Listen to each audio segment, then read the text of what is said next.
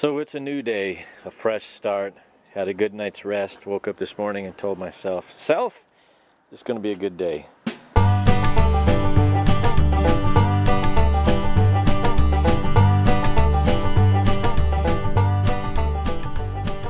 Went to the filling station, got myself a couple gallons of clean new diesel. Went to the old local Napa store here and paid $38.02 for a Napa Gold fuel filter. Got myself a pair of gloves.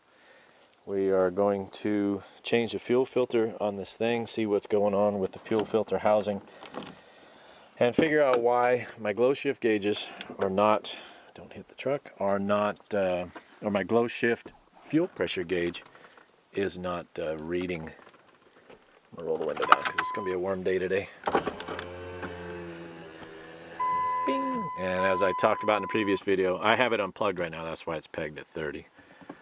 Still haven't taken the plastic off the gauges. I will, I promise. I won't run with them, I think. Alright, let's put on some gloves. For the dinging. Let's see what we got to deal with. Okay, to get you up to speed, this took me a minute to determine because, as I've mentioned before in my previous videos, this is my first passenger car diesel engine I've had the opportunity to own, or I've had the option to own, I guess. I've done some work on tractors before that are diesels, but never a Cummins and never in a passenger car, and definitely things are a little bit different than tractors. With that being said, this housing, this is a 1999 24 valve Cummins, right? 24 valve. This housing is from a 12 valve. So much like the timing gear cover on this engine that was leftover stock, that Dodge was depleting their inventory when they started putting these things on the newer 24 valve engines, I have no reason to suspect that this was replaced at any point in time. I don't have any paperwork on it that it was replaced. More than likely it was just previous stock that Dodge had in inventory. They wanted to deplete it. It worked fine on this engine, I suppose. It took me a minute to figure it out because the glow shift instructions were for a 24 valve fuel filter housing, and this is a 12 valve fuel filter housing. But with that being said, when I went to Napa this morning to get that fuel filter, I didn't have to tell him, but I told him what was going on, and we looked up a 97 12 valve and got the filter for that. And according to Wayne at the diesel stop, that's the correct filter. So I'm going to loosen the 14 millimeter top nut, and that should drop this canister down. Hopefully, you see there's cardboard underneath it. I'm hoping to capture and not make a complete mess. Most of the diesel that's in that can, but it's probably going to make a big mess. Before I do that, though, I'm going to unplug the water and fuel sensor here, and it'd be interesting. I'm really curious to see why I'm not able to get pressure at this fitting. It's actually creating a vacuum.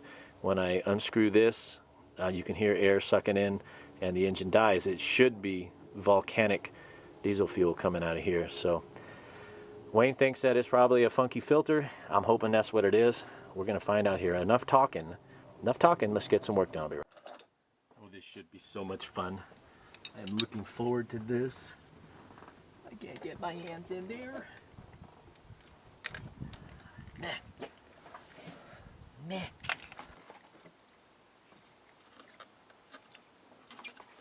I was hoping that would just be nasty. I guess.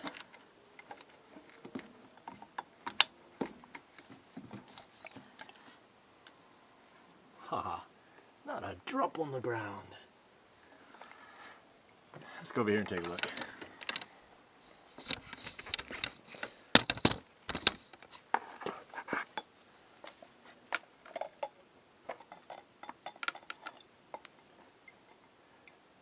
So I had kind of hoped, where are you guys looking? Pay attention. I was kind of hoped that would have been really funky, but it's not. There's not much sediment in the bottom here. Oof.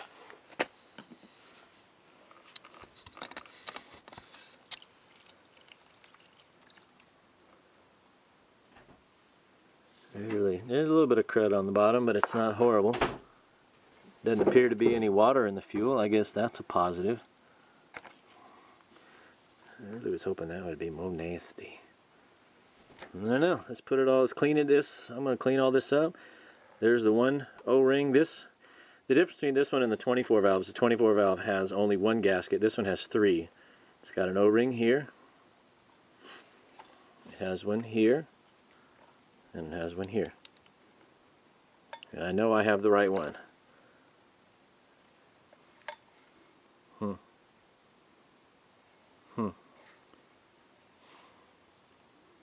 Idiots.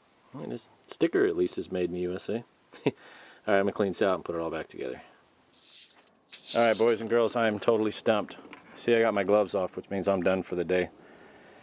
I wiped that out, shot a little brake clean in there, and just a little bit to get any residual off, and some of the black stuff came off the inside of the housing. So here's what I determined using my wonderful little fluke. I wanted to... I got to call into Wayne. It is Sunday morning. He's probably got stuff going on. I already chewed his ear off for like an hour last night. I got to send him extra California honey to my Oklahoma friend. Just for funsies, with this can off, I had my lovely assistant go inside, press the clutch, tap the key to engage the starter for like half a second, and then, you know, let off the start but leave the ignition on, and I wasn't getting any fuel. Same thing it's been doing all day yesterday.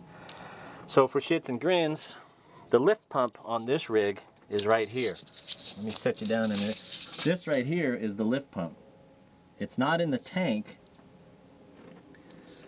You see the fuel line comes up here. That's this black line, goes to a banjo bolt on the firewall side or the back side of this lift pump.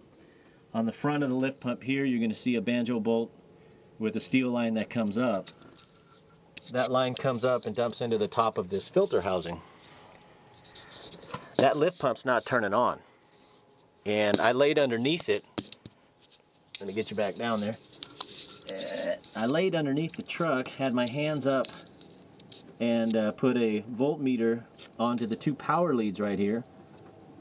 And when you tap the starter, engage the clutch, tap the starter for half a second, it puts 12 volts to that lift pump for about 17 or 18 seconds. So the lift pump is getting power, but it's not buzzing, it's not making any noise, it's not attempting to squirt diesel all over me. So my lift pump has failed. How long has that lift pump been dead?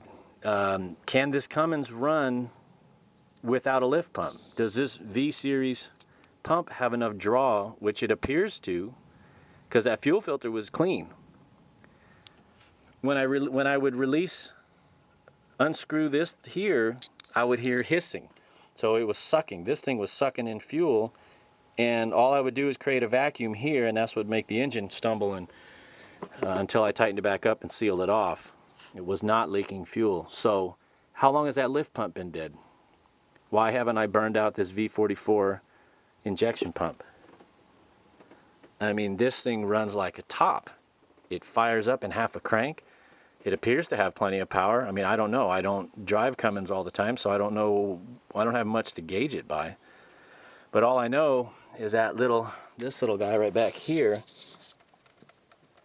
is not turning on, but it's getting voltage. It's getting 12.8 volts, exactly the same voltage that's coming off the battery. When you tap the key, it gives it that good voltage for 17 or 18 seconds. 17 or 18 Mississippis. So I guess I got to replace that. That's pretty awesome. Let me call Napa and see what they have. God. Oh, this only just gets weirder by the day. I'm a little frustrated, but you know what? That's just the way life goes a little bit. And roll the windows up, put the tools away, and call it a day. So I'll let you know when I get those pieces and parts. Oh, and I also talked to him, asked him, well, how long could this lift pump have been out? And he says, well, it could have been out for a while. This, with a sealed system, this VP44, I guess, has enough harumph to draw the fuel into it. I mean, obviously, it was running without it. I put quite a few miles on it, and it hasn't killed this injection pump because this engine starts in half a turn, and it runs like perfect. Perfect. So now I'm super confused, you know, because everybody tells you, oh my gosh, you drop below a certain PSI or your lift pump gets below a certain level and your engine's going to grenade, your V-series injector pump's going to grenade.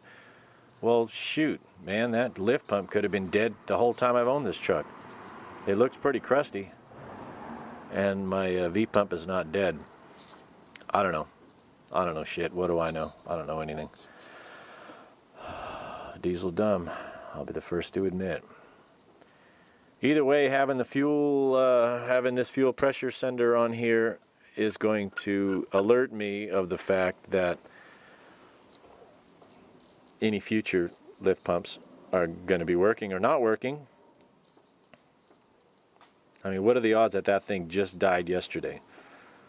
Not very. I took voltage right at the base of that fuel pump, so I know it's getting 12 volts. Right there at it. It's getting a solid 12 volts. Not like it's got a bad ground. I did the positive and negative right off those two terminals at the base of that pump.